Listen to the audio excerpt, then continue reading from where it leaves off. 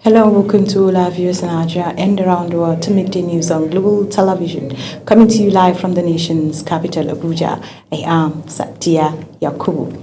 A quick reminder that Global Television is on DSTV channel 365 and Star Times channels 276. And now the news in details. Vice President Kashim Shettima arrives in Zamfara to formally receive Governor Dauda Lawal into the All Progressives Congress following the governor's defection from the People's Democratic Party. According to a statement by Senior Special Assistant to the President on Media Communications Office of the Vice President, Stanley Mwacha, Shettima, representing President Bola Ahmed Tinubu, is billed to receive members of the governor's cabinet and thousands of supporters in the APC for the other grand reception at the Gusau Trade Fair complex. Operatives of the Nigerian Anti-Graft Agency, the Economic and Financial Crimes Commission, have moved to take over a property belonging to the former Attorney General of the Federation, Abubakar Malami, in Abuja, sparking fresh controversy over an ongoing corruption probe. Witnesses say EFCC operatives dressed in their signature red and black jacket and armed arrived in multiple vehicles early Tuesday, barricading access to the Maitama residence.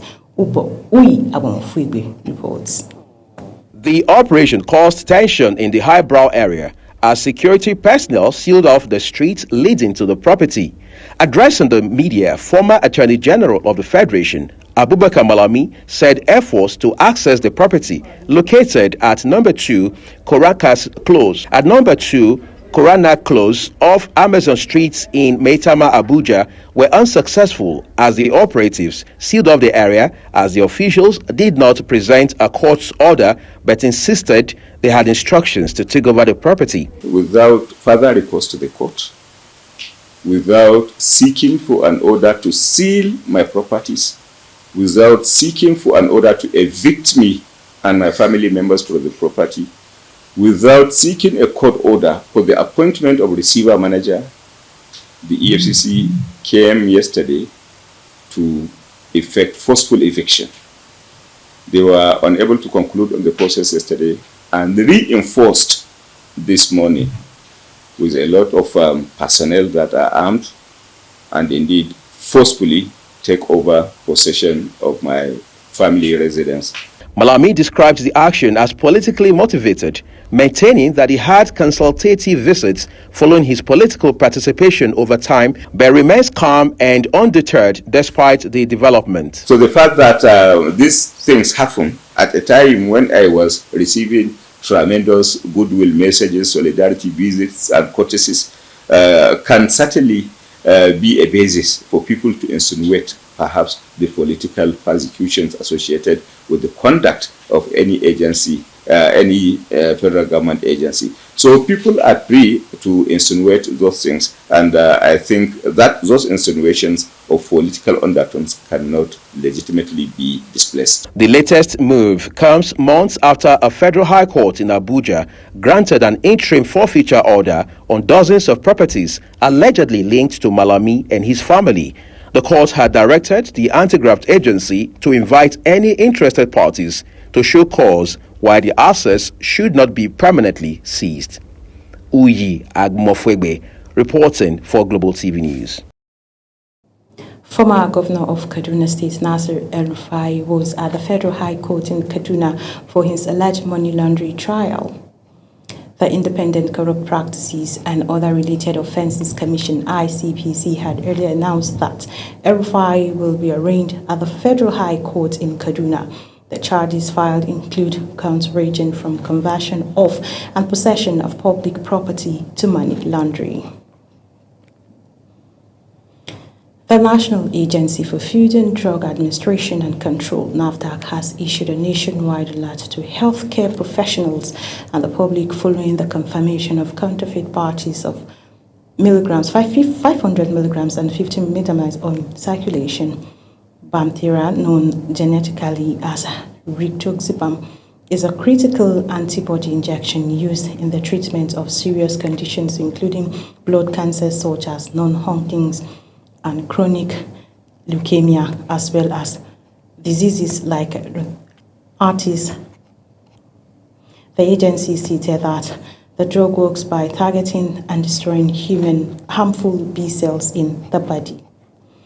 The Labour Party has officially zoned its 2027 presidential ticket to the southern region of the country. The party's acting national chairperson, Nenadi Usman, confirmed the decision during an interview with journalists in Abuja. In another development, stakeholders and the 5 state chairmen of the Labour Party in the Southeast Zone paid a courtesy visit to the Deputy Governor of Abia State, Ikechukwu Emito, ahead of the upcoming Labour Party Congresses and National Convention. Leaders of Labour Party in the Southeast are poised to rebuild the Labour Party in the zone and make sure that Labour Party takes over Southeast come 2027. Ahead of the screening of aspirants vying for national offices of the All Progressives Congress APC for its March 27th to 28th National Convention, the party's aspirant screening committee has pledged to conduct the exercise in line with equity and rule of law. Political correspondent Ubong Usoro reports. Chairman of the committee and Governor of Ekiti State, Biodu Ayebanji, said the screening so far has been without any hitch, adding that the process is guided strictly by established procedures and rule of law. It went very well, very successful, and it's still ongoing. One of the committee is still they're still working, but 2 have concluded and just taking a break. But the most important thing is that we have everybody coming for screening. Among those screened is Barrister Murtala Kankia, the APC National Legal Advisor, Bashi Gumel, the Financial Secretary of the APC. They both expressed confidence in the credibility of the exercise. The screening is good because it's good for them to get to know people. It's something which is in accordance with the law. My expectations are really very high, but the most important is repositioning the party and getting it set, for the 2027 elections. Maikafi Abubakar, the national auditor of the party, and the national women leader, Mary Aidele, says the process reflects internal democracy and is well organized. They therefore commended the committee for a smooth and transparent exercise. The screening went on well. The panel, the subcommittee panel introduced themselves through the chairman, Senator Oji Kalu, and then later they said I should brief them on my CV. And I've just completed my screening. Incoming. And like you just said, it was like the speed of light. Yes. I came in and they all introduced themselves. I introduced myself, and it was everybody just agreed that there's no need, just take a bow. The screening exercise continues as the party prepares for its national convention. Ubong Usoro for Global Television News. As preparations intensify for the 2027 general elections, political parties are pushing for stricter penalties against electoral malpractice, even as the Independent National Electoral Commission reassures stakeholders of a transparent and credible process. Anieti Patrick reports. Chairman, Inter-Party Advisory Council Dr. Yusuf Dantele has called for sweeping reforms to Nigeria's electoral framework, warning that gaps in the Electoral Act 2026 could undermine inclusiveness and credibility. Speaking at INEC's consultative meeting with political party leaders, Dantele demanded urgent review of provisions guiding candidate primaries, party membership registration, and results transmission, stressing that failure to act could restrict participation and disenfranchise voters. He further pushed for stringent penalties against vote buying and establishment of an independent electoral offences commission, insisting that only firm sanctions can deter electoral corruption and restore public confidence. It is particularly concerning that the Contentious Electoral Act formed the basis upon which INEC released the timetable. and schedules for the 2027 general elections. This had inadvertently placed immense pressure on political parties, especially those outside government, thereby constraining their ability to effectively prepare and contribute to building a strong, inclusive, and stable democratic nation. Responding, Chairman of INEC, Professor Josh Amopiton, assured stakeholders that the revised regulations are fully aligned with the Electoral Act 2026 and designed to guarantee transparency, fairness, and accountability across the electoral process. He noted that the tight electoral timetable demands what he described as surgical precision, emphasizing that credible elections are built on meticulous planning well ahead of polling day. Credible elections begin long before polling day. They begin in the transparency of the process that produced the candidates. As we are all aware, these regulations have been formulated under the powers granted to INEC by the Constitution of the Federal Republic of Nigeria 1999 as amended, as well as under the Electoral Act 2026. With months to the polls, both INEC and political parties are intensifying consultations to resolve gray areas in a bid to deliver a credible, inclusive, and widely acceptable electoral process. Aniette Patrick, reporting for Global TV News. The National Emergency Management Agency, NAMA, says it has received 708 stranded Nigerians from Niamey, the Niger Republic.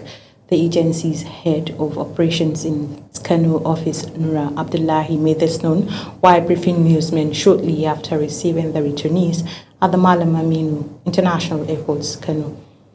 The returnees comprise 292 male adults and children, 416 female adults and children from different parts of Nigeria, particularly Katsina, Kano, Jigawa, Benue, Borno, Yobe, Zamfara, Kaduna, Kogi, and 90 states. You're watching the live broadcast of Midday News. Midday News continues after these with a focus plus business, foreign, and sports stories on the other side of these break. Please stay with us.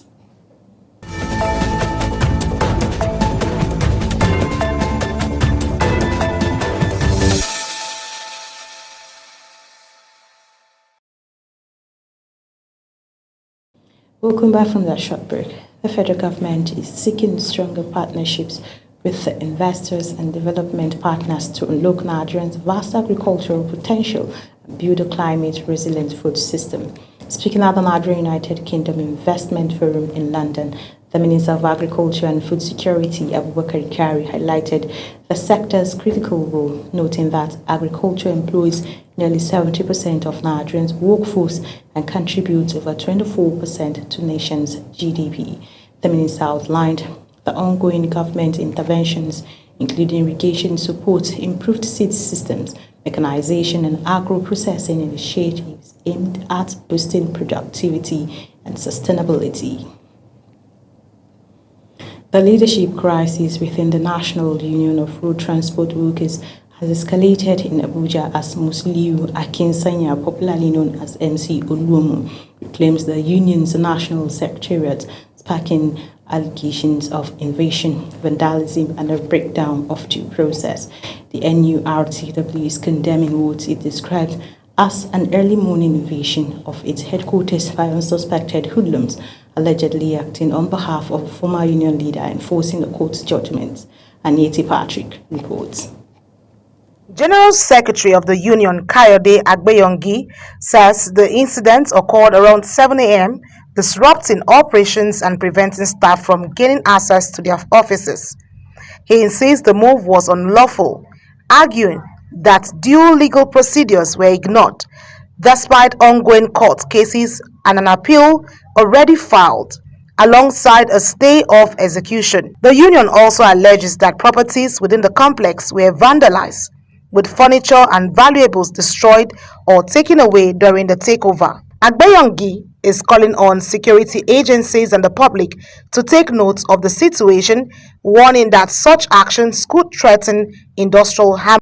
Our president, Alhaji Musiliu Ayinde Akintola, is Sonya. though some people were saying whatever they like.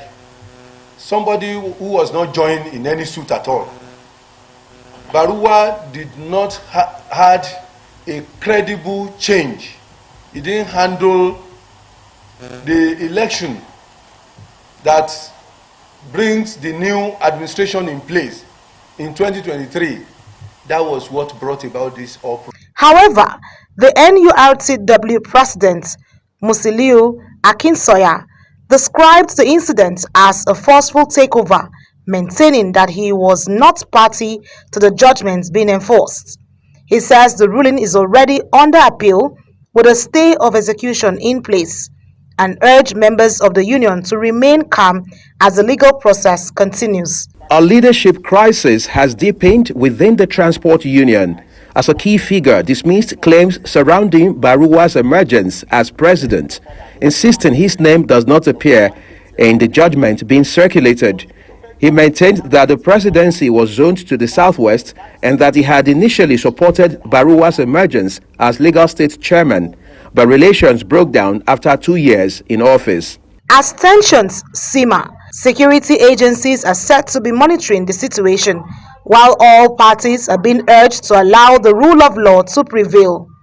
Aniete Patrick, reporting for Global TV News.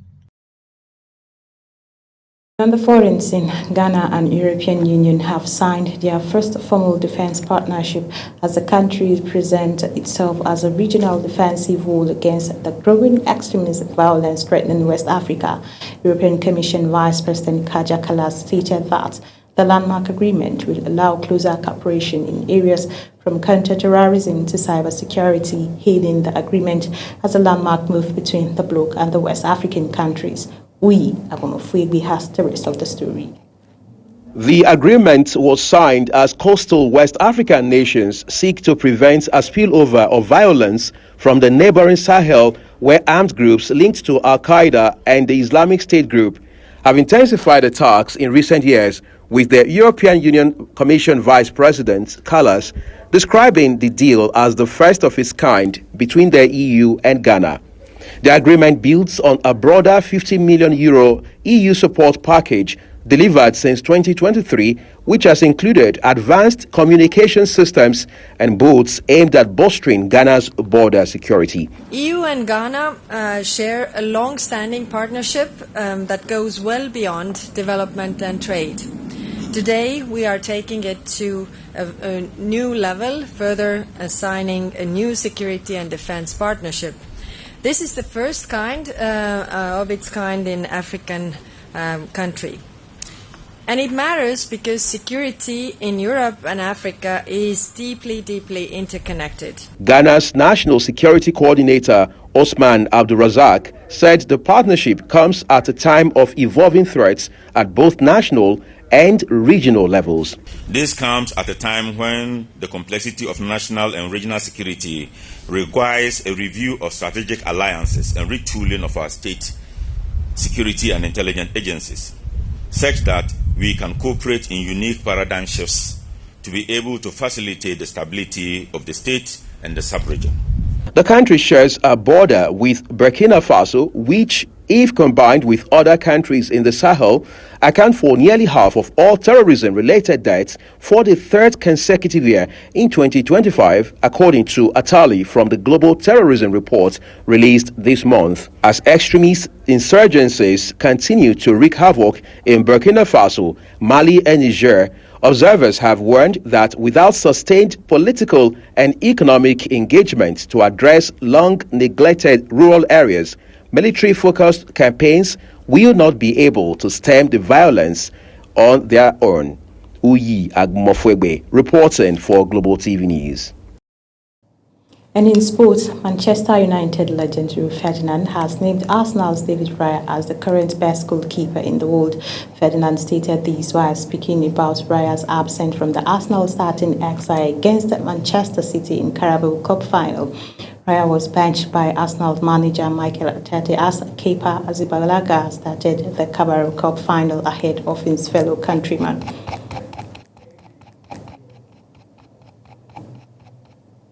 And that's it on Midday News. A quick reminder that Global Television is on DSTV channel 365 and Star Times channel 276. Kindly flows across all social media platforms now showing on your screen using at Global TV NG. I am Sadia Yakubu saying thank you for watching.